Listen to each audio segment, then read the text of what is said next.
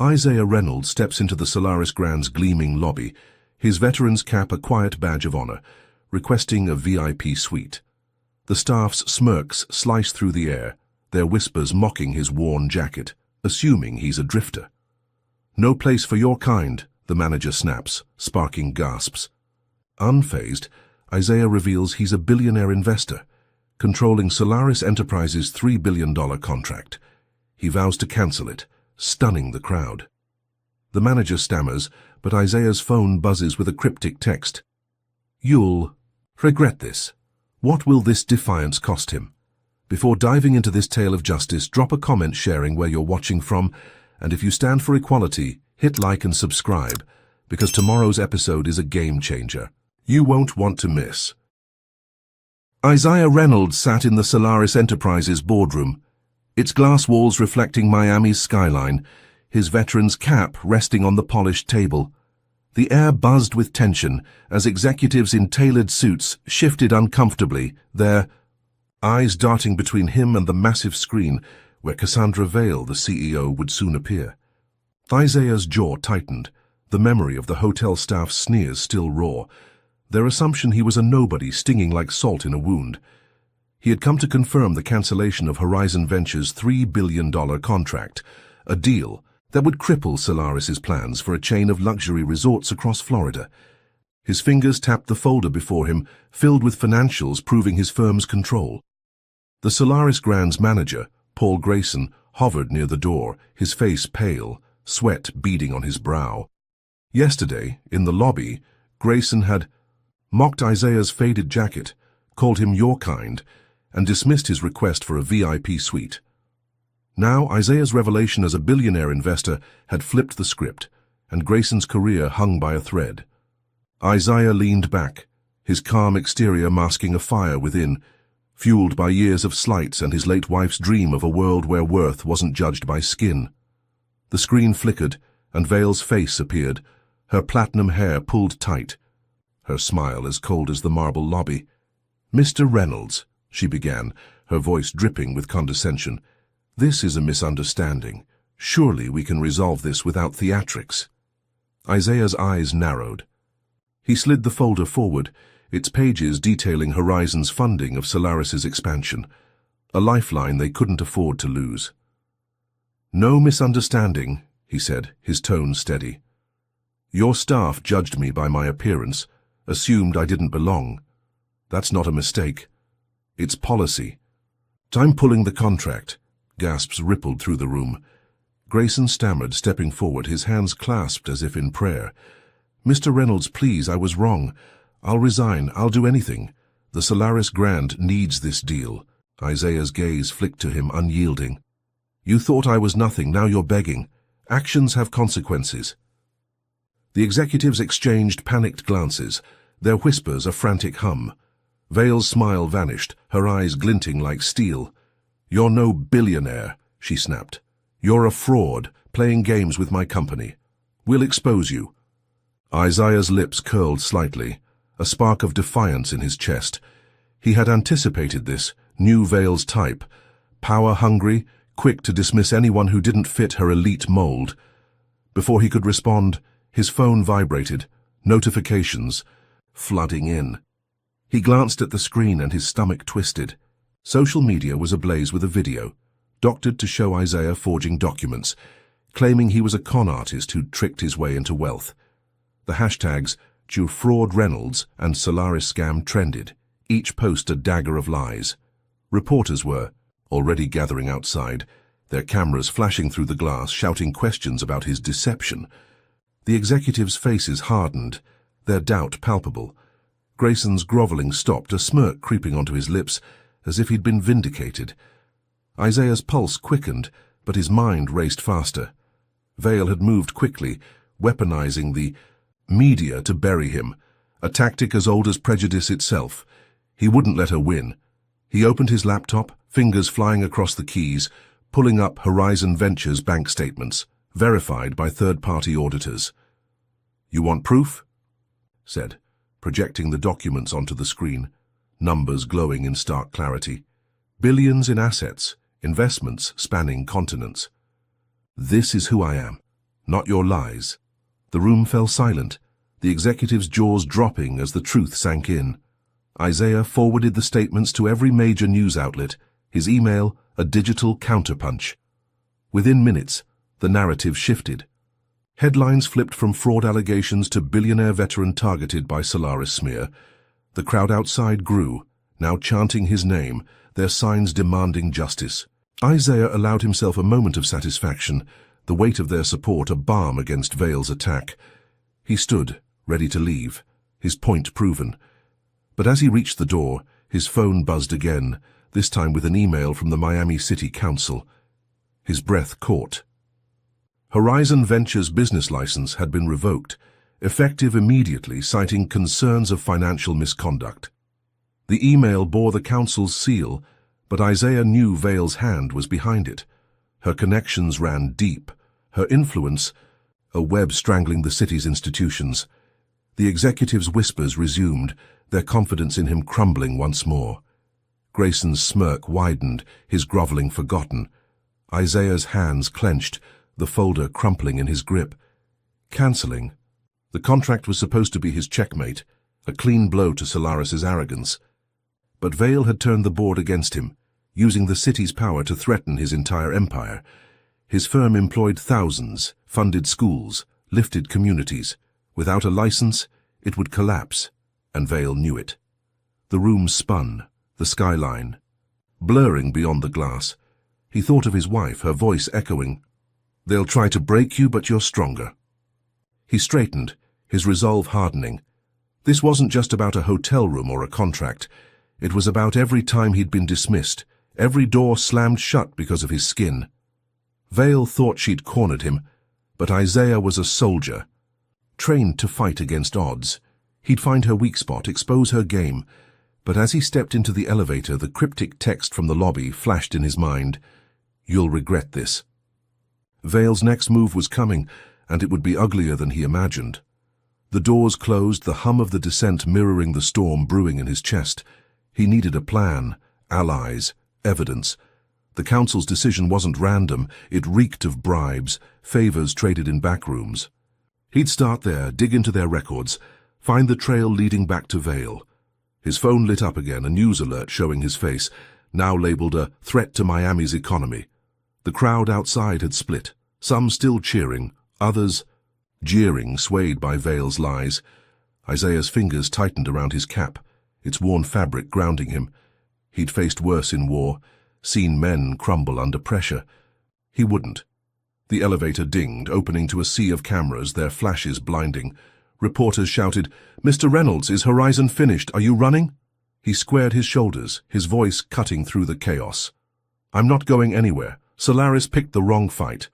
He pushed through, the crowd parting, some clapping, others hurling insults. A young black woman held up a sign, "We believe you." Isaiah nodded at her, a silent promise to keep fighting. But as he reached his car, a council aide slipped him a note, unsigned, scrawled in haste. "They're watching your sister." His blood ran cold. Tanya, his anchor, ran a bakery in Liberty City, her smile a light in his darkest days. Vale wasn't just after his business. She was targeting his family, her reach slithering into every corner of his life. He slid into the driver's seat, the note crumpling in his fist. The smear had been a jab, the license a body blow. Whatever came next would aim for his heart. He started the engine, Miami's neon lights streaking past, each one a reminder of the city he loved, now a battlefield. Vale thought she'd broken him, but she'd only lit a fuse. Isaiah's mind raced, plotting his next move. A lawyer, a whistleblower, a way to turn Vale's own system against her. The war was just beginning, and he'd fight it on his terms. Isaiah Reynolds paced the cramped office of his lawyer, Elena Martinez. The Miami skyline a hazy blur through the window. The city council's revocation of Horizon Ventures' business license still burned in his mind, a gut punch orchestrated by Cassandra Vale to dismantle his empire. Her media smear had nearly broken him, painting him as a fraud, but he'd fought back with bank statements, reclaiming his name. Now, the note about his sister Tanya, slipped to him by a council aide. gnawed at his nerves. They're watching. Eleanor, sharp-eyed and relentless, pored over council records on her laptop, her fingers a blur. Isaiah's veteran's cap sat on her desk, its faded emblem a reminder of battles fought and won.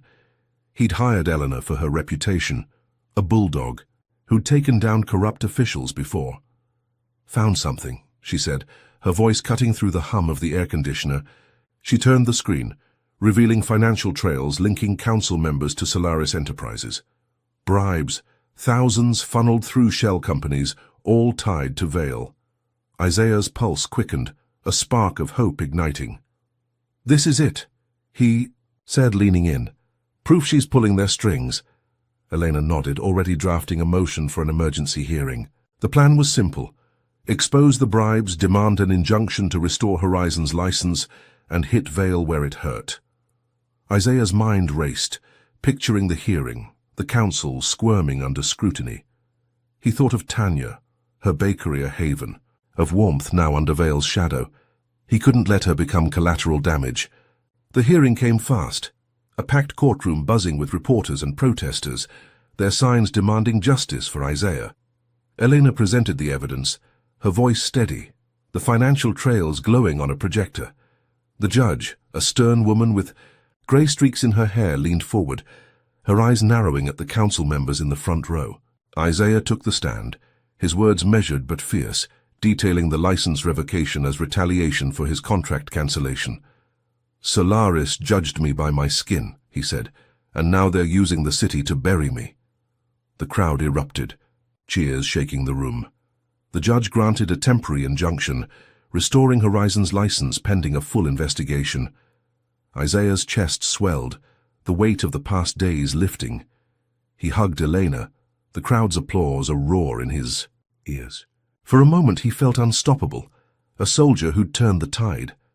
But as he left the courthouse, his phone buzzed with a news alert. His breath caught. The IRS claimed he'd evaded taxes for years, citing records showing millions in unreported income. Federal agents were already at his penthouse, their SUVs clogging the street, neighbors gawking from balconies. Isaiah's heart sank, Vale's hand unmistakable. She'd escalated from city politics to federal power, her influence a suffocating net. He raced to his penthouse, Eleanor at his side, the elevator's hum a countdown to chaos. Agents tore through, his home flipping drawers, seizing laptops. A lead agent, his badge glinting, thrust documents at Isaiah, numbers and signatures damning him. "You're done, Reynolds," he said, his tone smug. Isaiah's mind spun, but his training kicked. In sharp and focused, he spotted inconsistencies in the records, dates misaligned, accounts he'd never touched. "These are forged," he said, grabbing his phone to pull bank records. Elena stalled the agents, her legal jargon a shield, while Isaiah cross-referenced transactions. Within minutes, he proved the IRS documents were fake, planted by Vale's allies. The lead agent's face fell, his authority crumbling. Isaiah forwarded the evidence to the judge, who ordered the raid halted. The agents retreated, their SUVs peeling away, leaving Isaiah's penthouse in disarray. He sank onto his couch, relief flooding him, but his phone rang before he could exhale. Tanya's voice trembled on the line, her words a knife to his heart. She'd been arrested, charged with aiding a fugitive, her bakery raided by police. Isaiah's hands shook as he drove to Liberty City, the neon lights of Miami mocking his pain. He arrived to find Tanya's bakery trashed, its glass storefront shattered, racial slurs scrawled in red paint across the walls. Tanya sat in a patrol car, her eyes red, her apron smeared with flour and rage. Isaiah's knees buckled, guilt crashing over him. He'd won the injunction, stopped the raid, but Vale had struck deeper, targeting the sister who'd raised him when their parents died. The police claimed Tanya had harbored him during the tax evasion fiasco, a lie spun from Vale's web. Isaiah posted her bail, his lawyer already filing motions, but the damage was done. Tanya's customers dwindled, her reputation tainted by headlines linking her to his crimes. Isaiah stood in the bakery's ruins, glass crunching under, His boots, the smell of burnt sugar choking the air. He thought of his wife, her voice urging him to fight. But this felt different, personal, a wound that wouldn't heal. Vale wasn't just after his business. She wanted his soul, his family, his hope. The crowd outside grew, some offering support, others whispering doubts, swayed by Vale's lies. A young boy, no older than 10, slipped Isaiah a drawing of a fist raised in defiance, a spark in the darkness. Isaiah clutched it, his resolve hardening. He'd dig deeper, find Vale's next move, protect Tanya at all costs. But as he helped board up the bakery, a news van pulled up, cameras rolling, a reporter shouting, "Is your fight worth this destruction?" Isaiah's jaw tightened. He'd won a battle, but the war was far from over. Vale's reach was a hydra, each head more vicious than the last. What would she unleash next? Drop a comment with number 1 if you're outraged by Vale's tactics, or number 2 if you think Isaiah should keep fighting, and hit like and subscribe to join this battle for justice. How far will Vale go to crush Isaiah's spirit? Isaiah Reynolds stood on the makeshift stage in Liberty City's community center, the humid Miami night pressing against the packed room. Faces of every shade gazed up, their hope a fragile flame after his sister Tanya's arrest and her bakery's destruction, racial slurs still vivid in his mind. The temporary injunction restoring Horizon Ventures' license had been a hard-won victory, but Vale's federal frame-up an attack on Tanya proved she'd stop at nothing. Isaiah's veteran's cap rested on a table, its worn fabric a tether to his resolve. He gripped the microphone, his voice steady, carrying the weight of his late wife's dream. "Cassandra Vale thinks she can silence us," he began, "but Solaris Enterprises profits by keeping us down. Their hotels reject us, their policies crush our schools, our homes. I found proof they're gentrifying our neighborhoods, pushing black families out for profit." He held up documents, leaked from Solaris's servers, detailing plans to raise Liberty City for a luxury resort. The crowd gasped, murmurs swelling into shouts, fists raised in defiance. Isaiah's chest tightened, their anger mirroring his own, fueled by years of dismissed dreams and locked doors. His speech streamed live, the video racing across social media, hashtags like #SharkStopSolaris trending within minutes. Reporters crammed the back, their cameras flashing, amplifying his words to millions. Isaiah felt the tide turning, a wave he could ride to force Solaris to reckon with its sins. The town hall ended with chants, the community united, a rare moment of power in a city that often ignored them. But as Isaiah stepped off stage, his phone buzzed with a news alert. Vale had issued a public apology, her face solemn on every channel, claiming the hotel incident was a misunderstanding and promising reforms. Isaiah's stomach churned. Her words were honeyed poison, a trap dressed in contrition. He'd seen her kind before, cloaking prejudice in polished lies. He warned the organizers to stay vigilant, sensing Vale's next move lurking in the shadows.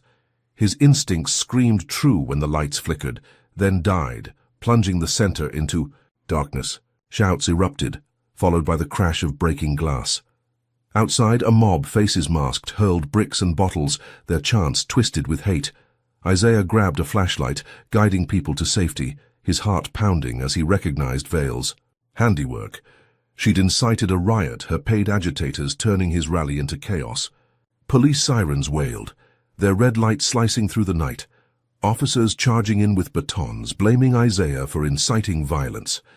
He shielded a young woman from a swinging club, his arm bruising under the impact, and led a group through a side exit. The streets were a war zone, cars burning, screams echoing. Isaiah's breath caught as he saw community leaders, people he'd trusted, on a news feed, denouncing him. "Reynolds brought this destruction," one said, his eyes avoiding the camera, his words bought by Vale's bribes. Isaiah's knees buckled, betrayal cutting deeper than any brick. The crowd that had cheered him now splintered, some turning against him, swayed by the leader's lies. He stumbled into an alley, the smell of smoke choking his lungs, and checked his phone. Another blow landed. His veterans' charity, Hope Haven, faced an audit, its funds frozen by the state for mismanagement. Isaiah's vision blurred, the charity his lifeline for soldiers like him, now another casualty of Vale's war. He drove to Hope Haven's office, the building dark, its sign defaced with slurs mirroring Tanya's bakery. His hands shook as he logged into the charity's servers, pulling donor records and financials, every cent accounted for. Elena, his lawyer, met him there, her face grim but determined. Together, they sent the records to the state, proving the charity's integrity. By dawn, the audit was lifted, the funds restored, a small victory snatched from Vale's grip. Isaiah leaned against the office wall, exhaustion creeping in, the crowd's chants from the town hall a distant memory. He thought of his wife, her voice urging him to stand tall, but the betrayal and riot had cracked something in him. As he locked the office, his phone rang, Tanya's number flashing. Her voice was a whisper, broken. "They suspended Nia," she said, naming her daughter Isaiah's niece. Nia, a straight-A student, had been expelled from her magnet school, accused of cheating, her full-ride scholarship to college revoked. Isaiah's fist clenched, the phone creaking in his grip. The school's principal, a Solaris donor, had acted on Vale's orders, another knife in his family's back. He drove to Tanya's apartment, finding Nia curled on the couch, her eyes hollow. Her dreams of engineering school shattered. Tanya hugged him, her tears soaking his shirt, and Isaiah felt the weight of his fight pressing harder. Vale wasn't just targeting him. She was dismantling his family piece by piece, using the city's institutions as her weapons. The gentrification plan he'd exposed was only the start, a blueprint for erasing Black Miami. He sat with Nia, promising to fight for her, his voice steady despite the storm in his chest. But as he stepped outside, a news van idled nearby, its reporter shouting, "Mr. Reynolds, are you to blame for this chaos?" Isaiah ignored her, his eyes scanning the street, spotting a figure in the shadows, watching. Vale's reach was a noose, tightening with every step he took. He'd rallied. A community, only to see it fracture, saved his charity, only to lose Nia's future. The town hall's triumph was ashes now, Vale's riot a masterstroke that turned his own people against him. He slipped Nia's suspension letter into his pocket, its words a fresh wound. Elena was already digging into the school's ties to Solaris, but Isaiah knew the truth. Vale's next attack would be worse, a blade aimed at his heart. He climbed into his car, the Miami skyline glittering, a city of beauty and betrayal. His phone buzzed, a text from an unknown number. "Your family's next." Isaiah's blood ran cold, the echo of the lobby's threat, now a scream. He'd fight for Nia, for Tanya, for every soul Vale tried to crush, but the cost was mounting and he wondered how much he could bear. Isaiah Reynolds sat in a dimly lit diner in Miami's Overtown, the smell of burnt coffee grounding him as he faced Marcus Tate, his old army buddy, across a sticky table.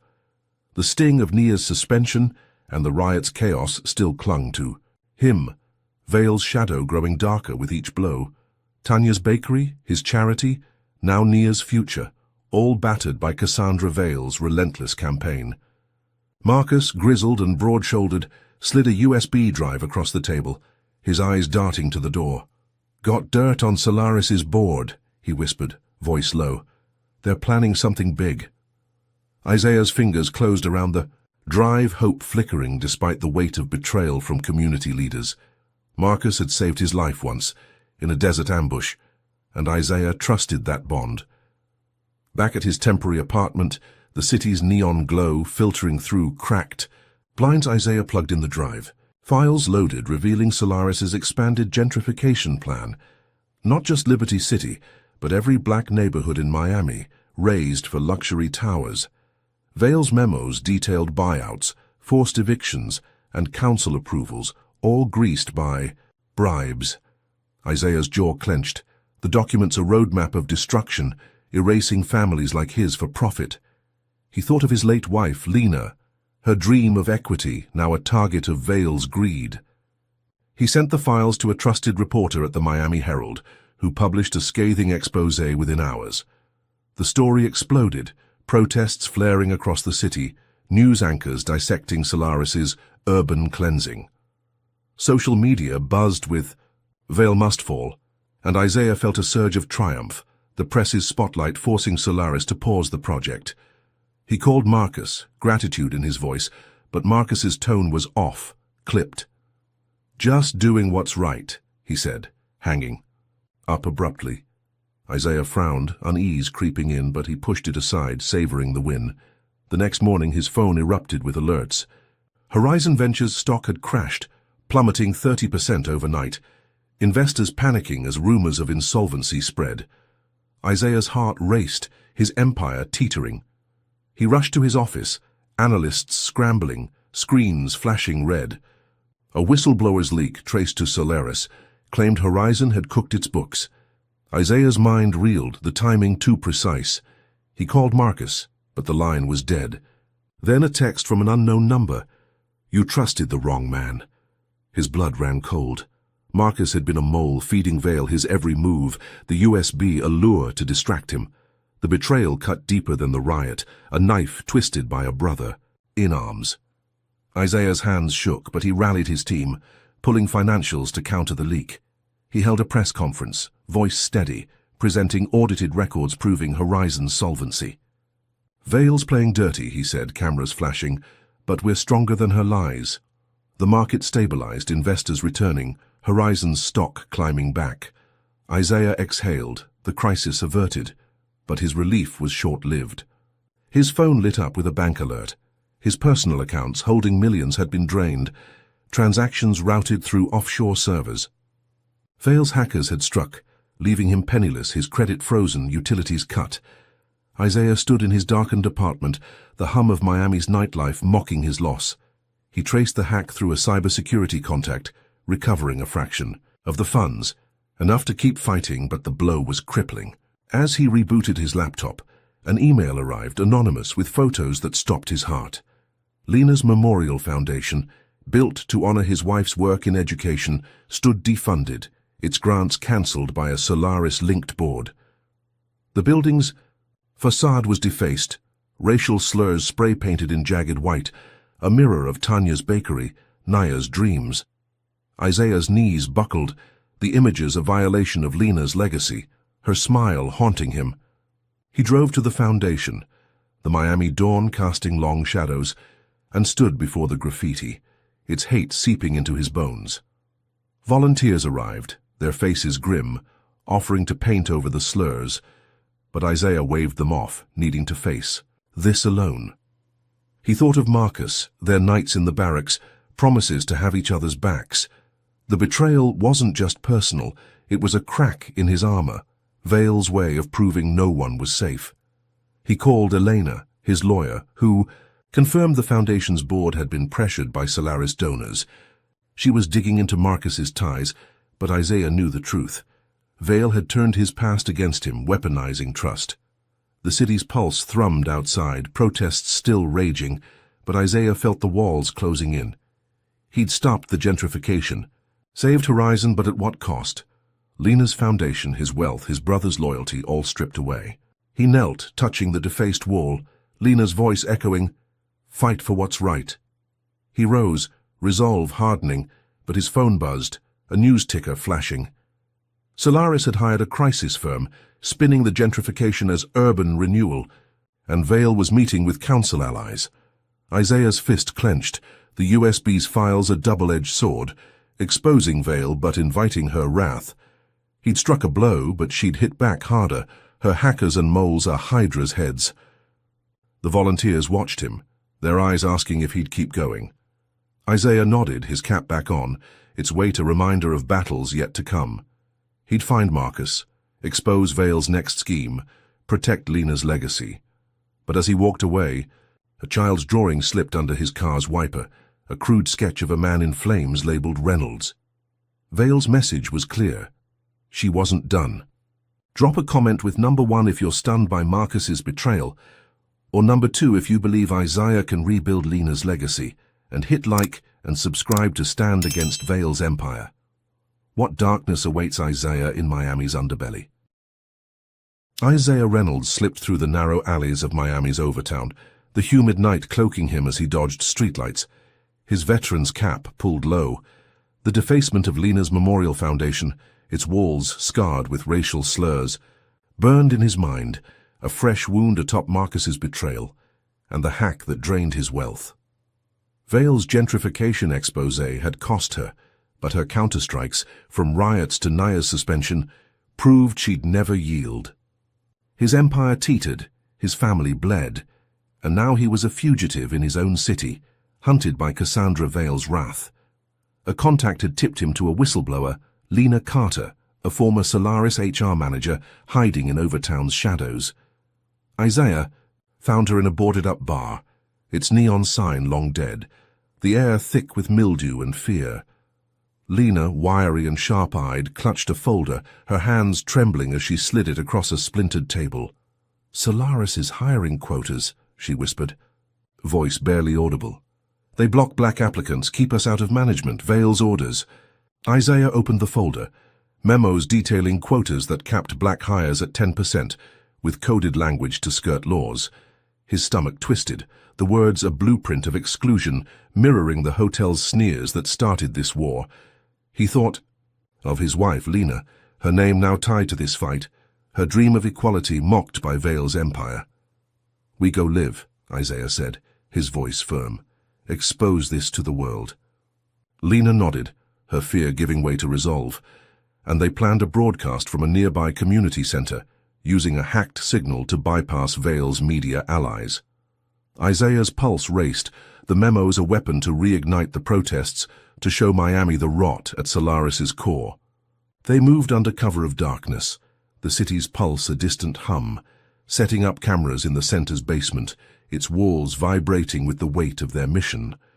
But as Lena tested the feed, glass shattered above, boots thumping like war drums. Vale's mercenaries, clad in black, stormed in, their eyes cold, weapons gleaming. Isaiah's training kicked in, his body moving before his mind caught up. He tackled Lena behind a crate, bullets splintering wood, the memos scattering like ash. The mercenaries shouted slurs, their voices dripping hate, Vale's orders clear: bury the truth, bury them. Isaiah fought back, fists cracking against jaws, his arm screaming from a riot bruise. He disarmed one, using the man's own knife to cut through another's strap, sending a gun clattering. Lena scrambled, grabbing a handful of memos, her breath ragged. Isaiah shielded her, taking a boot, to the ribs pain flaring, but he pushed her toward a back exit. The mercenaries torched the remaining memos, flames licking the basement, smoke choking the air. Isaiah's lungs burned, but he dragged Lena out, collapsing in an alley, blood trickling from a gash on his forehead. They'd escaped, barely, with a single crumpled memo, its text partial but damning. Vale's signature ordering quotas to maintain brand image. Isaiah's hands shook, the paper a flicker of hope, enough to spark outrage if broadcast. He helped Lena to a safe house, a crumbling apartment in Overtown's heart, its walls papered with faded dreams. They uploaded the memo to a small activist channel, the video spreading like wildfire. Protests reigniting across Miami, chants of "no more quotas" echoing. Isaiah's chest swelled, a fleeting victory, the city's voice rising against Vale's machine. But as he bandaged his wounds, the safe house's windows exploded, firebombs crashing through, flames roaring with a hunger that mirrored Vale's hate. Isaiah grabbed Lena, diving through a side door as the building became an inferno, the heat searing his back. They stumbled into the street, coughing, the safe house reduced to a skeleton of ash. Isaiah's phone buzzed, a news alert stealing his breath. His veteran friends, men and women who'd served with him, were being harassed by police, their homes raided under gang activity pretexts. Isaiah's knees buckled, guilt crashing over him.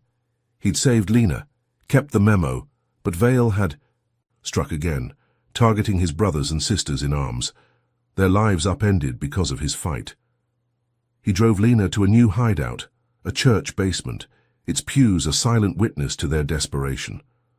She clutched the memo, her eyes fierce despite the burns on her hands. "We keep going," she said, and Isaiah nodded, his cap back on, its weight grounding him. But the images of his friends' raided homes haunted him, their kids crying, their honor smeared. Vale wasn't just after him. She was dismantling his world piece by piece, using the city's badge as her blade. He thought of his wife, her voice a faint echo urging him to stand. The memo's broadcast had hurt Vale, but her firebombs and raids proved she'd burn everything to win. Isaiah checked his phone, the activist channel now trending, but a new headline flashed. Solaris claimed the memo was fabricated, and Vale was suing for defamation. His fist clenched, the church's shadows closing in. He'd fought off mercenaries, saved a scrap of truth, but the cost was mounting. His friends' faces, their trust in him, now cracked by Vale's lies. He stood, helping Lena plan their next move. But a noise outside stopped him, a car idling, its headlights slicing through the basement's cracks. Vale's mercenaries were closing in, her noose tightening. Isaiah's breath hitched, the memo in his pocket a fragile hope, but the raids on his friends were a wound that wouldn't heal. He'd struck a blow, but Vale's fire was spreading, and he wondered how much more he could lose.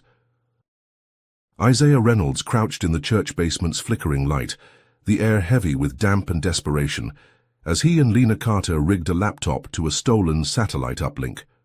The crumpled memo, snatched from Vale's mercenaries, burned in his pocket, its partial text exposing Solaris Enterprises' racist hiring quotas.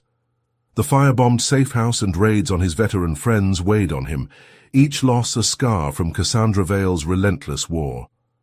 His cap rested on a pew, its faded emblem a reminder of his wife's dream, now tied to Lena's courage. They'd hacked a local news channel's signal, ready to broadcast the memo to millions. Lena's burns, bandaged but raw, didn't slow, her fingers dancing across keys to bypass firewalls. Isaiah's heart pounded, the memory of mercenaries' bullets and flames still vivid, but this was their chance to strike back. The feed went live, Isaiah's face filling screens across Miami, his voice steady despite the gash on his forehead. "Solaris keeps us out," he said, holding up the memo, Vale's signature stark against the page.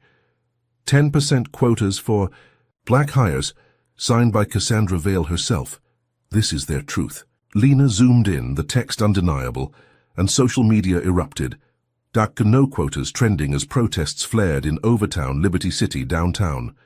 Crowds chanted Isaiah's name, their signs a forest of defiance, Solaris's stock plummeting as investors fled. Isaiah's chest swelled, the city's rage a tide lifting him, a fleeting triumph after weeks of loss. Lena gripped his arm, her eyes alight, but their victory was cut short. News tickers flashed. Vale had declared a citywide emergency, claiming Isaiah's broadcast incited terrorism. Police in riot gear flooded streets, tear gas clouding the protests. Then, the church's lights died, Miami plunging into darkness as Vale's allies shut down the power grid. Isaiah's breath caught, the laptop's battery their only lifeline.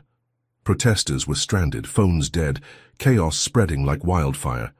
Vale's move was surgical, turning his rally into a trap, painting him as a danger to the city he loved. Isaiah's mind raced, his training kicking in. He called Jamal, a tech contact from his army days, who worked at a utility hub. "Can you override the grid?" Isaiah asked, voice urgent. Jamal, risking his job, rerouted power through a backup system, his voice crackling over the line. "You owe me, man." Within hours, lights flickered back on, protesters regrouping, their chants louder.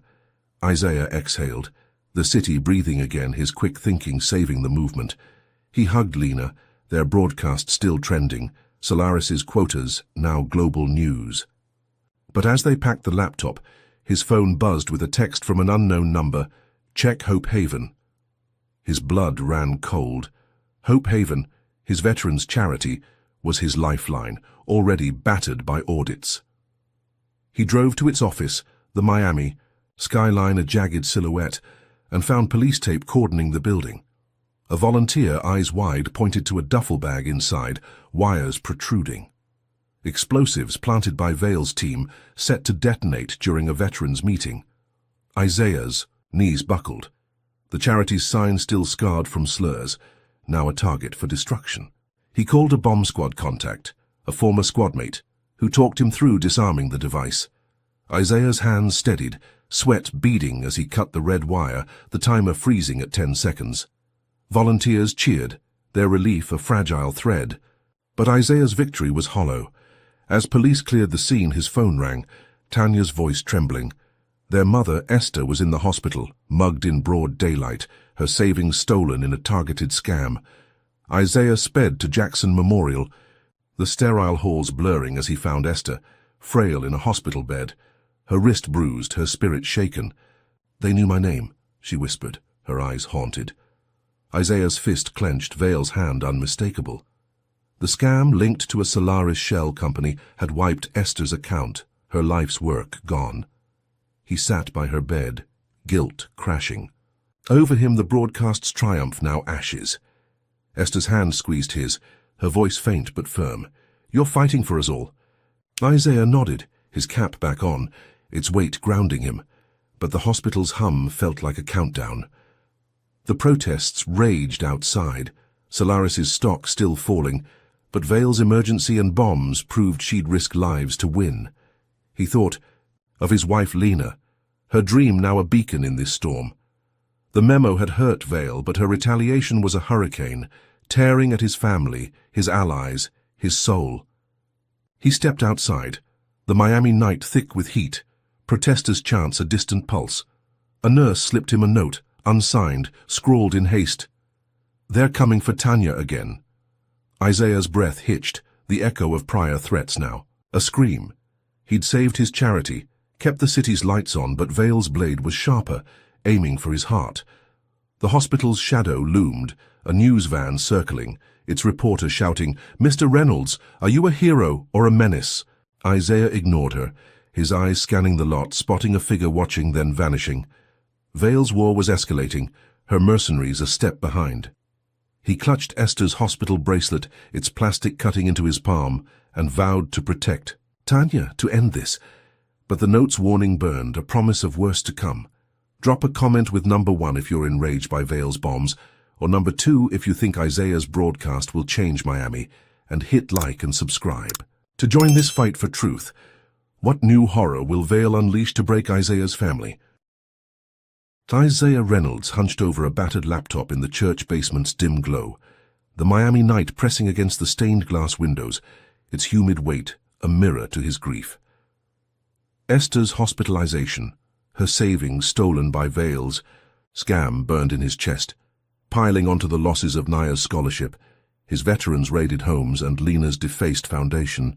The memo's broadcast had shaken Solaris, but Cassandra Vale's bombs and grid shutdown proved her ruthlessness knew no bounds. Isaiah's cap lay on a pew, its emblem faded but unyielding, like his resolve to protect Tanya, now under threat. Again, Jamal, his tech contact from the power grid save, sat beside him, his fingers flying across keys, hacking into Vale's personal email server. The screen flickered, revealing a gold mine. Messages linking Vale to the American Purity Alliance, a racist lobbying group pushing anti-black policies nationwide.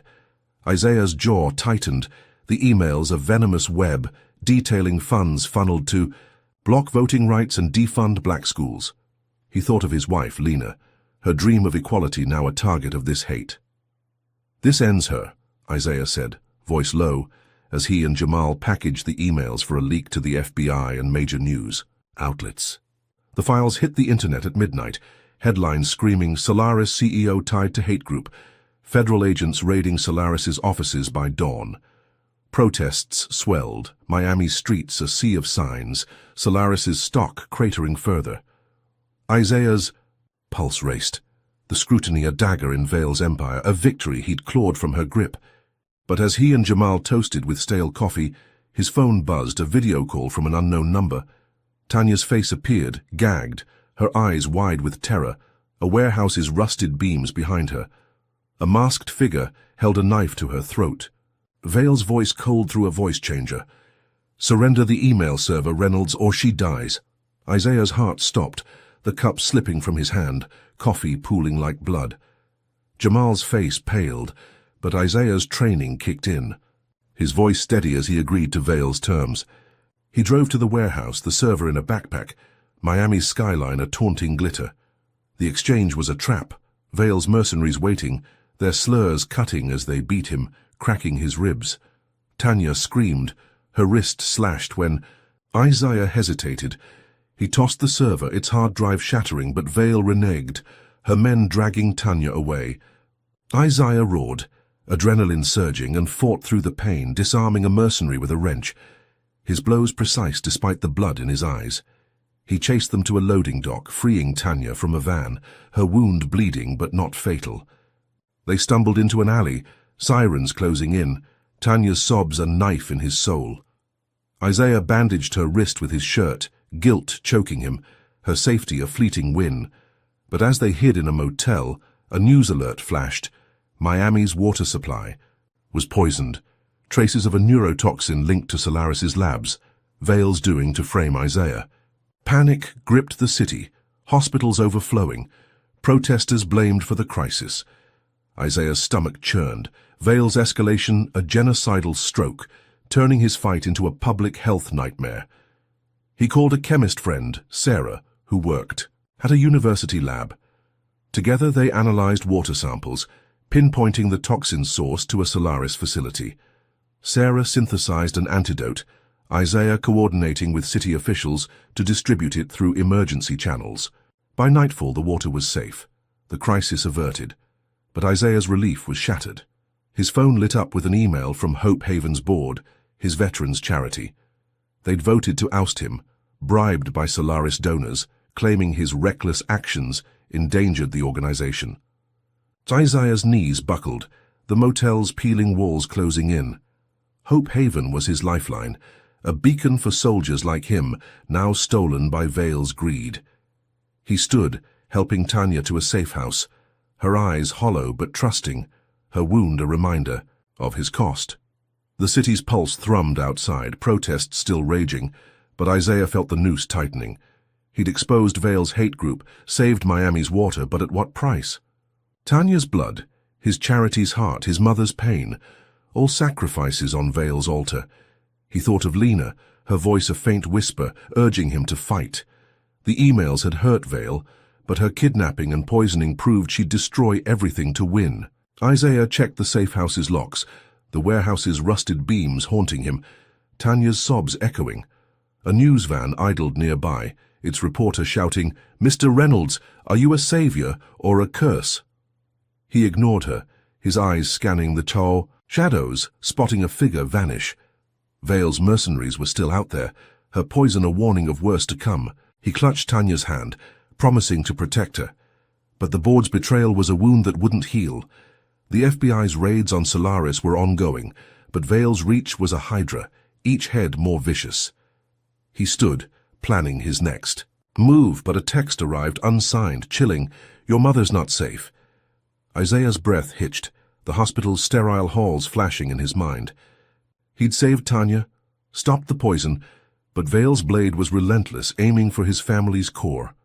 The safe house's walls creaked, Miami's heat a suffocating embrace, and Isaiah wondered how much more he could lose. Isaiah Reynolds sat in the shadowed corner of the church basement, the faint glow of a laptop, casting ghosts across the peeling walls, his veteran's cap a silent sentinel on a nearby pew. The weight of Tanya's kidnapping, Esther's mugging, and Hope Haven's betrayal pressed like a vice, each wound a testament to Cassandra Vale's unrelenting war. The water poisoning, neutralized but scarring, had turned Miami against him, Vale's lies branding him a menace. His ribs ached from the warehouse fight, but his resolve burned hotter, fueled by his wife Lena's dream and the cryptic threat against Esther. The safe house's ashes still clung to his clothes, a reminder of Vale's firebombs, but he and Lena Carter, the whistleblower, had salvaged a hard drive from the wreckage, its encrypted files, Vale's financial records. Isaiah's fingers trembled as he decoded them, the church's silence a fragile shield. Lines of numbers and emails revealed Vale's endgame, bribes to federal regulators to shield Solaris from scrutiny, millions funneled through offshore accounts. His jaw clenched, the records a map of corruption, tying Vale to the same system, meant to protect the city. He thought of Nia, her scholarship stolen, and Tanya, her wrist still bandaged, their futures dimmed by Vale's hate. "We leak this," Isaiah said to Lena, her burns hidden under sleeves, her eyes fierce.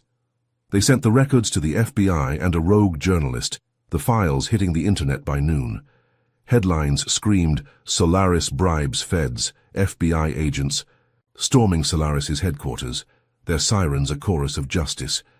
Protests reignited, Miami's streets pulsing with rage, Solaris's name now poison. Isaiah's heart surged, the raid a blow he'd landed from the shadows, a flicker of hope after weeks of loss. He agreed to speak at a community rally. His voice needed to fan the flames. The rally, held in Overtown's park, drew thousands. Their signs a sea of defiance chanting "Down with Vale." Isaiah took the stage, his cap back on, its weight grounding him. "We're exposing their lies," he said, voice booming, "but they'll fight dirtier. Stay strong." The crowd roared, their unity a balm to his wounds. But as he raised a fist, a crack split the air, pain searing his shoulder. Blood bloomed, the crowd screaming as Isaiah collapsed, a sniper's bullet grazing him. Chaos erupted, protesters scattering, police charging in. Lena dragged him behind a podium, her hands pressing his wound, her voice steady. "You're not dying today." Isaiah's vision swam, but his training held, his mind racing. He spotted the shooter's perch, rooftop across the park, and texted a police contact pinpointing the location. The sniper caught was a hired assassin, his phone revealing texts from a Solaris shell company. Isaiah, patched by medics, leaked the texts to the press, tying the hit to Vale. The news exploded, Vale's assassination plot trending. Her empire crumbling further. Isaiah's shoulder throbbed, but he stood, the crowd's cheers a lifeline, his survival a defiance of Vale's blade. He thought he'd turned the tide, but as he left the park, his phone buzzed, a news alert stealing his breath. Miami's traffic system had been hacked, stoplights flashing red, intersections gridlocked, crashes piling up. Vale's team claimed Isaiah's cyber-terrorism caused it, their lies pinning deaths on him. The city turned, neighbors who'd cheered now glaring, their trust shattered. Isaiah's chest tightened, Vale's escalation a masterstroke, twisting his rally into a citywide disaster. He called Jamal, his tech contact, who traced the hack to a Solaris server. Working from the church, Isaiah and Jamal rerouted traffic controls through a backup system, signals green again by dawn, crashes slowing. Isaiah exhaled, the city moving, but the damage was done, headlines branding him a pariah. As he bandaged his shoulder, a call from Tanya shattered his fragile calm. Nia, his niece, had been arrested, charged with cyber-terrorism for the traffic hack. Her college dreams now a prison cell. Isaiah's knees buckled, the church's shadows swallowing him. Nia, barely 18, was a pawn in Vale's game. Her arrest a lie spun from the same cloth as Tanya's. He drove to the precinct, finding Nia behind bars, her eyes hollow, her engineering books confiscated. Tanya sobbed, her strength fraying, and Isaiah's guilt was a tidal wave drowning him. He'd exposed Vale's bribes, survived her bullet, but Nia's arrest was a wound he couldn't staunch. The FBI's raids continued, Solaris's stock in freefall, but Vale's hack and lies proved she'd burn the city to bury him. He thought of Lena, her voice urging him to fight, but the church's creaks felt like a countdown. He stood, helping Tanya plan Nia's defense, but a news van outside flashed his face. Reynolds, hero or villain? Isaiah ignored it, his eyes catching a glint in the shadows, a camera watching. Vale's assassins were still out there, her lies a noose tightening. He clutched Nia's arrest warrant, its words cutting deeper than the bullet, and vowed to free her. The rally's triumph was gone, Vale's hack a checkmate that turned his city against him. He'd saved the traffic, kept the fight alive, but the cost was his niece's future, his family's hope. The church's bell tolled, Miami's heat a suffocating shroud, and Isaiah wondered if he could outrun Vale's next strike. Drop a comment, with number 1 if you're shocked by Vale's assassination attempt, or number 2 if you believe Nia's arrest will break Isaiah, and hit like and subscribe to stand with his fight for justice. What new betrayal will Vale's empire unleash to crush Isaiah's spirit? Isaiah Reynolds leaned against the church basement's cold wall, the laptop's hum a faint pulse in the Miami night, his veteran's cap a shadow on the pew. Nia's arrest for cyber-terrorism, a lie spun by Cassandra Vale, cut deeper than the bullet graze on his shoulder, piling onto Tanya's kidnapping, Esther's mugging and Hope Haven's betrayal. The FBI's raids on Solaris, sparked by his leaked records, had shaken Vale's empire, but her traffic hack and assassination attempt proved she'd destroy a city to crush him. His ribs throbbed, his wealth dwindled, but his wife Lena's dream fueled his fight. A new ally, Claire Donovan, a rogue Solaris board member, had reached out, disgusted by Vale's corruption. They met in a derelict Overtown warehouse, its rusted beams echoing the kidnapping's terror. Claire, silver-haired and steely, handed Isaiah a flash drive, her voice low. "Vale's offshore accounts," she said, "millions hidden to dodge. Taxes, fund bribes." Isaiah plugged it in, spreadsheets glowing, transactions tying Vale to illegal deals, a financial fortress shielding Solaris. His jaw clenched, the evidence a spear to pierce Vale's armor, a chance to hit her where it hurt. He thought of Nia, her engineering dreams caged, and Esther, frail in her hospital bed, their sacrifices demanding justice. Isaiah and Claire filed a class action lawsuit with Eleanor, his lawyer, alleging Solaris's fraud and discrimination, the flash drive's data their cornerstone. The suit hit the courts like a thunderclap, freezing Solaris's assets, halting their operations. News anchors dissected the case, Miami's protests swelling, the public hailing Isaiah as a hero. Their signs reading "Reynolds rises." His chest swelled, the lawsuit a victory snatched from Vale's jaws, a beacon for his battered family. But as he left the courthouse, a news alert flashed. Claire had been framed for treason, accused of leaking state secrets to foreign investors. Doctored emails traced to Solaris painted her as a traitor, discrediting the lawsuit. The public turned, their cheers fading, the suit now tainted by Claire's crimes. Isaiah's stomach churned, Vale's hand unmistakable, her lies a scalpel cutting his allies. He rushed to Claire's safe house, finding her packing, her face ashen. "I'm done," she said, but Isaiah convinced her to stay, promising to clear her name. That night his phone buzzed, a video showing his childhood home in Liberty City, flames devouring its clapboard walls, Lena's keepsakes inside. Isaiah sped to the scene, the Miami sky choked with smoke, firefighters battling. The blaze. Neighbors wept, their faces lit by the inferno, whispering Vale's name. Isaiah's knees buckled, the home where he'd proposed to Lena now ash, her letters, her ring gone. He stumbled through the wreckage, soot staining his hands, and found a hidden safe buried under rubble. His fingers shook, prying it open, revealing backup drives with the offshore account data, untouched by the flames. Isaiah clutched them, a lifeline salvaged from ruin, but his relief was shattered. As he drove away, his car lurched, a red light blinking under the dash. He slammed the brakes, diving out as the vehicle exploded, shrapnel grazing his leg, the blast shaking the street. Vale's mercenaries had rigged it, their silhouettes vanishing into the night, their slurs echoing in the smoke. Isaiah's breath. Ragged, he limped to a nearby diner, blood seeping through his jeans, the drive safe in his pocket. But his phone lit up, a final blow landing.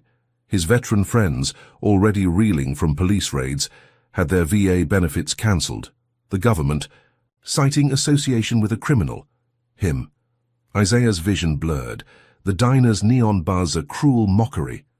His brothers and sisters in arms, men and women who'd faced death with him, now stripped of healthcare, pensions, dignity, because of his fight.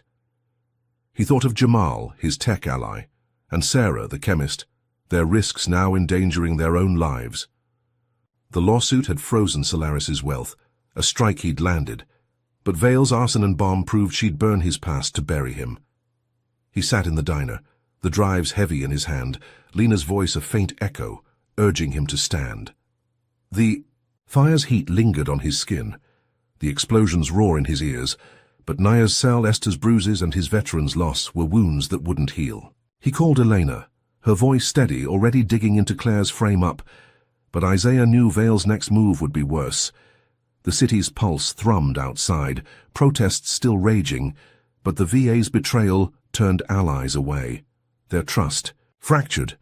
He stood, limping to a new hideout, the drives his last weapon, but a news van trailed him, its reporter shouting, "Mr. Reynolds, Are you worth this destruction? Isaiah ignored her, his eyes catching a glint in the shadows, a mercenary's scope.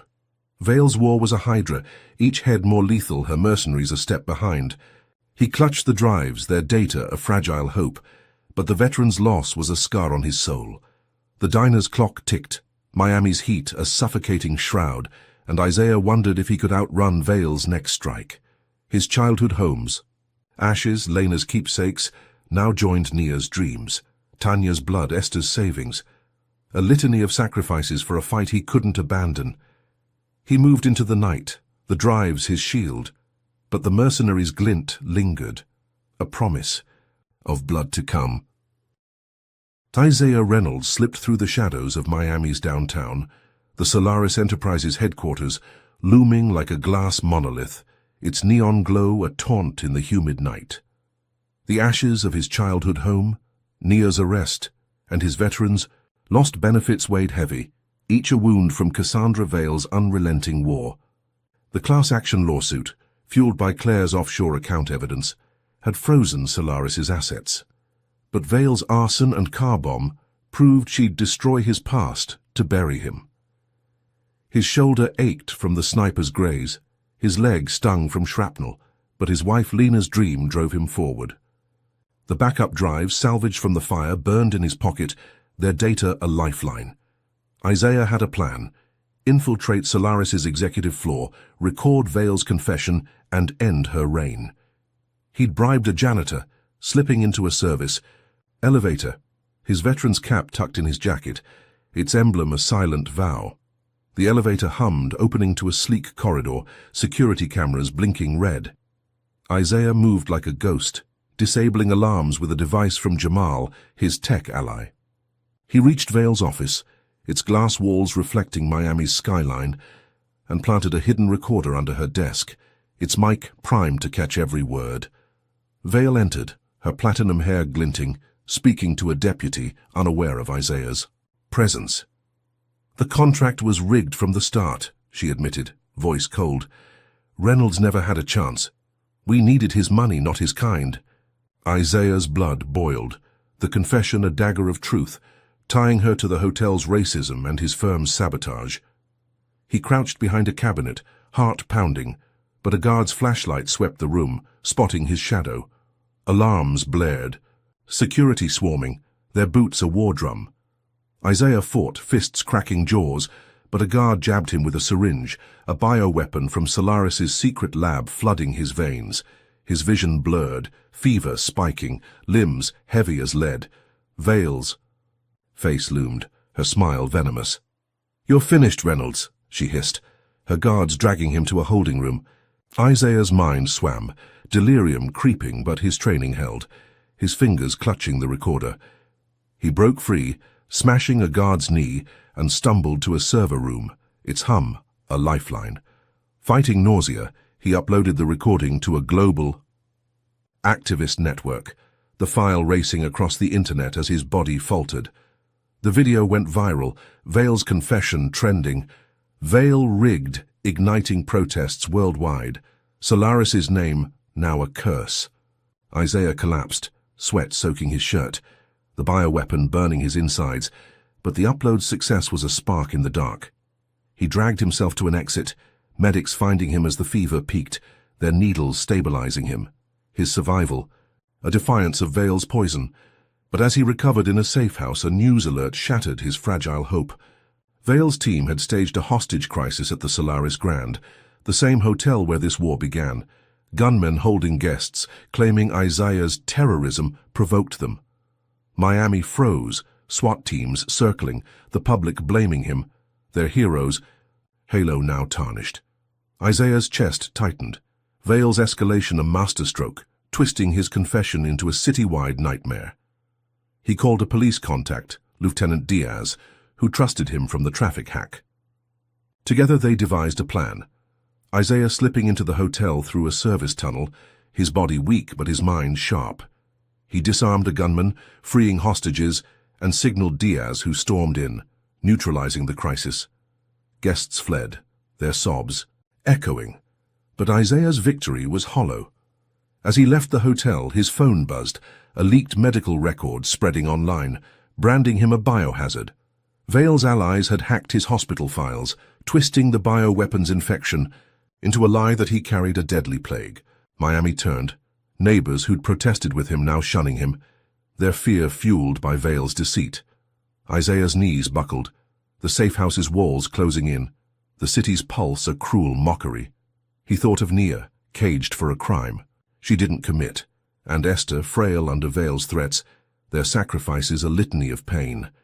The confession had crushed Solaris's stock, its empire teetering, but Vale's hostage stunt and medical leak proved she'd risk lives to win. He stood checking the drives, their data a fragile hope, but the public's scorn was a wound that wouldn't heal. He called Elena, his lawyer, who was fighting Naya's case, but her voice was grim. The medical leak tainting their defense. The city's neon buzzed outside, protests fading, the hotel's marble lobby a distant memory of his first stand. He thought of Lena, her voice a whisper urging him to fight, but the bioweapons fever lingered, a reminder of Vale's cruelty. A news van idled nearby, its reporter shouting, "Mr. Reynolds, are you a danger to Miami?" Isaiah ignored her, his eyes catching a glint in the shadows, a mercenary silhouette. Vale's war was a hydra, each head more vicious, her lies a noose tightening. He clutched the drives, their data his last weapon, but the public's fear was a scar on his soul. The safehouse's clock ticked, Miami's heat a suffocating shroud, and Isaiah wondered if he could outrun Vale's next strike. His family's pain, his city's betrayal now joined by a label that made him untouchable, a pariah in the land he'd fought for. He moved into the night, the drives his shield, but the mercenary's glint lingered, a promise of blood to come. Isaiah Reynolds staggered through Miami's rain-soaked streets, the bioweapons fever lingering in his bones. His veteran's cap soaked but firm, a beacon in the storm. The viral confession, exposing Vale's contract rigging, had ignited global outrage, Solaris Enterprises teetering on collapse. But her hostage crisis and medical leak had branded Isaiah a biohazard, turning neighbors into enemies. Nia's arrest, Esther's mugging, his veterans' lost benefits, all scars. From Cassandra Vale's war, piled atop his burned home and stolen wealth. His shoulder throbbed, shrapnel scars itching, but his wife Lena's dream drove him, her voice a whisper against the rain.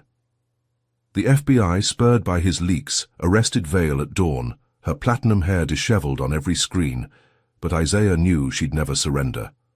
His phone buzzed, a distorted video call showing Esther bound in a chair, her bruised face pale, a derelict pier's rusted girders behind her.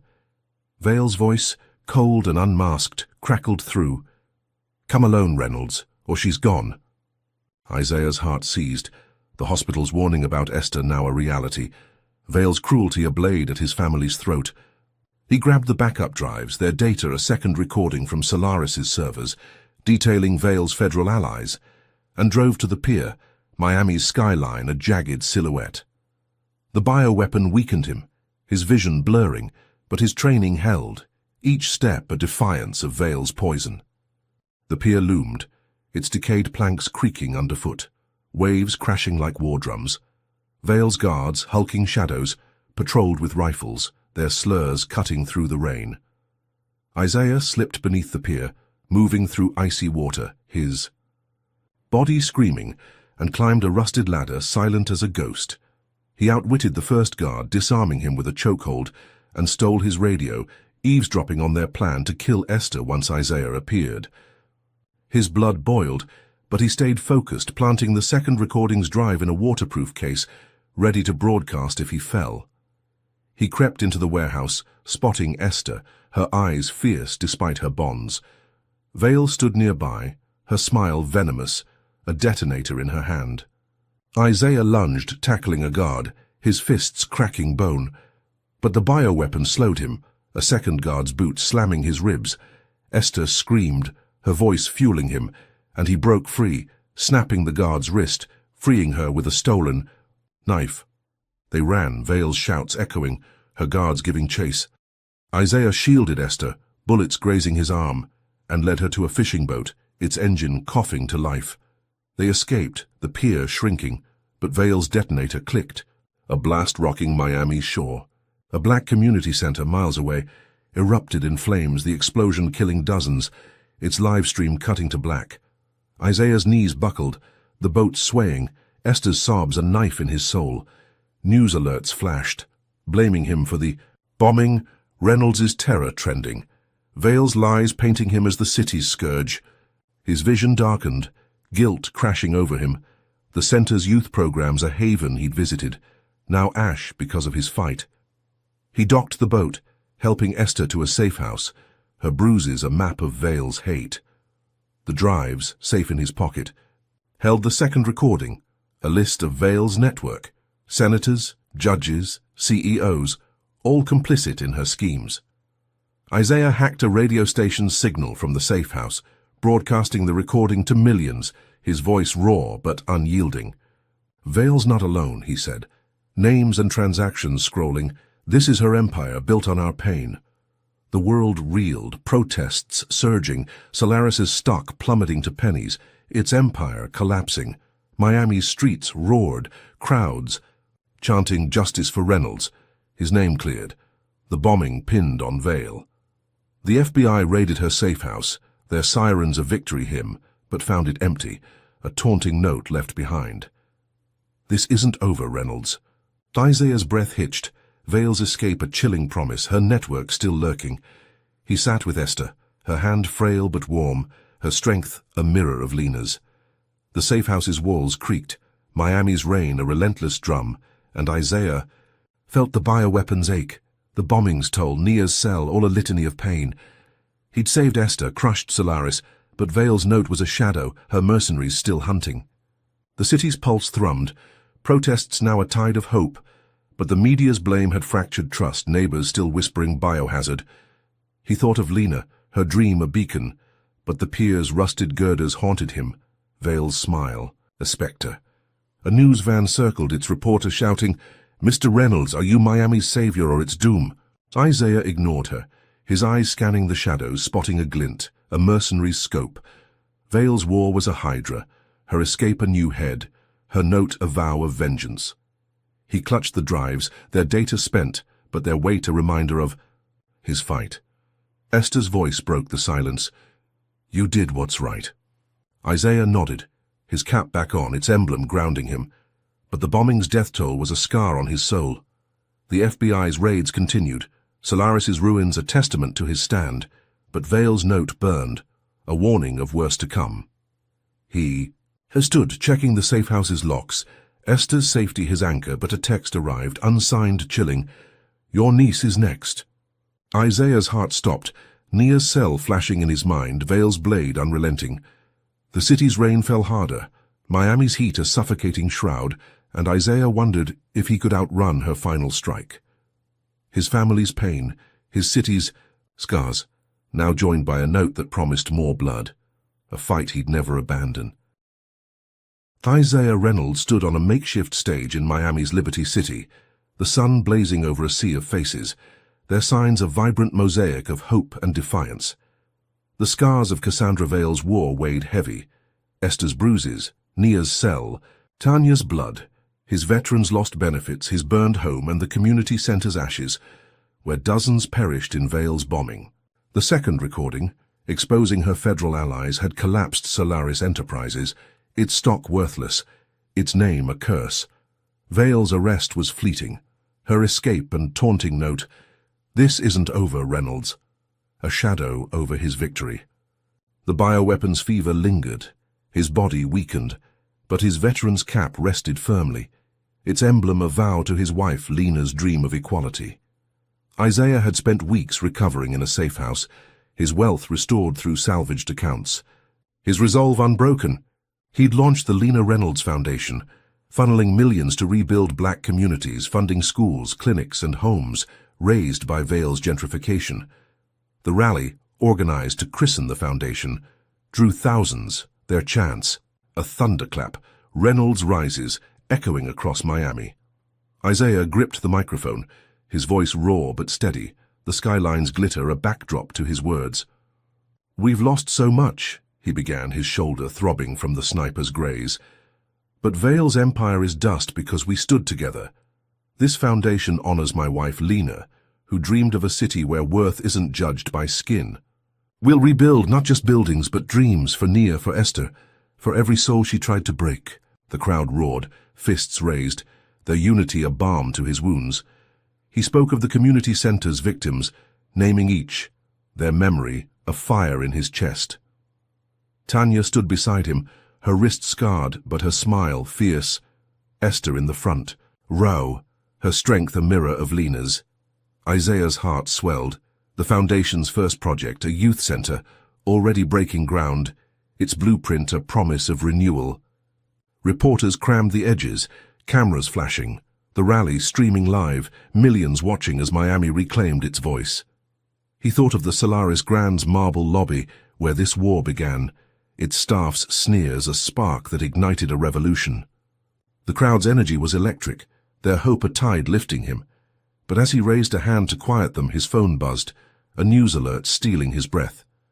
A leaked document, traced to an anonymous hacker, revealed Isaiah had secretly bought Solaris's ruins, its hotels, offices, and assets now his. Gasps rippled through the crowd, murmurs swelling, some cheering, others whispering doubt.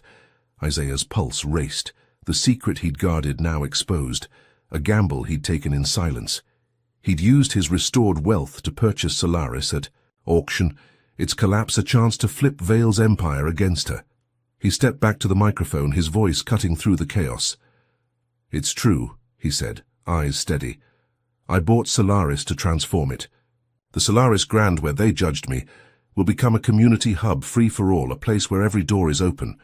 The crowd erupted, their cheers shaking the stage, signs waving higher, Reynolds' rebuilds trending online. Isaiah's chest tightened, the twist of victory he'd planned. But the leak's timing felt wrong, Vale's shadow lurking. He spoke of the hub's vision, classrooms, job training, healthcare, all funded by Solaris's former wealth. A poetic justice for the hotel's racism. The rally ended with music, drums echoing, the crowd dancing, their joy a defiance of Vale's hate. Isaiah hugged Tanya, her tears warm, Esther's smile a beacon. He felt Lena's presence, her dream alive in this moment. But as he stepped off stage, his laptop pinged an email from an encrypted address. His blood ran cold, the subject line stark. "You think you've won?" The message, signed CV, hinted at a new conspiracy. "My allies are everywhere, Reynolds. Your hub won't stand." Isaiah's breath hitched, Vale's escape. Now a looming threat, her network of senators and CEOs still active, a hydra regrowing heads. He forwarded the email to Eleanor, his lawyer, who was fighting Nia's case, but her voice was grim, the leak complicating their defense. The rally's triumph was ablaze, but Vale's email was a chill, her words a promise of vengeance. Isaiah walked through the crowd, their hands clasping his, a young girl slipping him a drawing of a sunrise. "For Lena," scrawled in crayon. He clutched it, his cap grounding him, but the email's weight was a stone in his gut. The Foundation's work had begun, the hub's plans filed, but Vale's allies were shadows, their influence a web he'd only begun to unravel. He thought of the community center's rubble, its victims' names etched in his mind, and Nia still caged, her engineering dreams fading. The Solaris purchase was his checkmate, turning Vale's marble empire into a beacon for Black Miami, but her email suggested a counterstrike, a new war brewing. He stood at the rally's edge, Miami's skyline a glittering paradox, beauty masking, betrayal. Protests had faded, the city healing, but Vale's note from the safe house, now her email, proved she'd never stop. A news van idled, its reporter shouting, "Mr. Reynolds, is Solaris yours to redeem?" Isaiah ignored her, his eyes scanning the crowd, spotting a figure in the shadows, then vanishing. Vale's mercenaries were out there, her conspiracy a noose tightening. He clutched the drawing, its sunrise a fragile hope, but the email's chill lingered, a warning of blood to come. Tanya joined him, her voice soft. "You gave us hope." Isaiah nodded, his resolve hardening, but the bioweapons ache, the bombing's toll, Nia's cell, all a litany of pain. The hub's blueprint was filed, its doors to open in months, but Vale's allies were a storm on the horizon, their power a threat to his victory. He thought of Lena, her dream now a foundation, a hub, a city rising, but the email's words echoed, "My allies are everywhere." He walked to his car, the rally's drums fading, Miami's heat a suffocating embrace. The Solaris Grands lobby flashed in his mind, its sneers a spark, now a fire he'd fanned. He'd crushed Vale's empire, saved Esther, cleared his name, but her escape was a wound that wouldn't heal. The crowd's cheers lingered, their hope a shield, but Vale's email was a blade promising more loss. He drove to the safe house, checking on Esther, her strength a mirror of his own, but a text arrived, unsigned, chilling. "Watch your back." Isaiah's heart stopped, the rally's sunrise now a storm cloud, Vale's war unending. The Foundation's work, the hub's promise were his legacy, but her allies were a shadow, their next move a mystery. Miami's pulse thrummed, the city his battlefield, and Isaiah wondered if he could outrun Vale's final strike. His family's pain, his city's scars now joined by a conspiracy, he'd only begun to fight, a battle for a dream that refused to die. The Weight of Worth delivers profound lessons through Isaiah Reynolds' battle against systemic racism, embodied by Cassandra Vale's ruthless empire. First, resilience is a weapon. Isaiah, a black veteran, faces relentless racist attacks, from hotel denials to bombings, yet his unyielding spirit, fueled by his wife Lena's dream, transforms pain into purpose. His journey shows that enduring injustice with courage can spark change, even when the odds seem insurmountable. Second, systemic racism thrives on silence. Isaiah's exposés, from hiring quotas to federal bribes, reveal how institutions perpetuate inequality, urging us to speak truth to power. His victories, like the Solaris Purchase, prove that dismantling oppressive systems requires bold, strategic action. Third, community is strength. Despite betrayals, Miami's black community rallies behind Isaiah, their unity a shield against Vale's lies. This underscores the power of collective resistance in overcoming racist oppression. Fourth, personal sacrifice is inevitable. Isaiah's losses, his home, wealth, and family safety highlight the cost of fighting racism, yet his foundation's rise shows that sacrifice can birth hope. Finally, vigilance is eternal. Vale's escape and cryptic email warn that racist systems evolve, demanding constant readiness. Isaiah's story inspires us to build legacies, like his community hub, that outlast hate. Let's honor his fight by challenging injustice daily, turning dreams into reality. What lesson from Isaiah's battle against racist systems resonates with you most? Drop a comment with number 1 for resilience, 2 for community, or 3 for vigilance, and share how you'll fight injustice. Like, subscribe, and share to spread this story of triumph. Thank you for standing with us. Here's to a future where worth shines brighter than hate.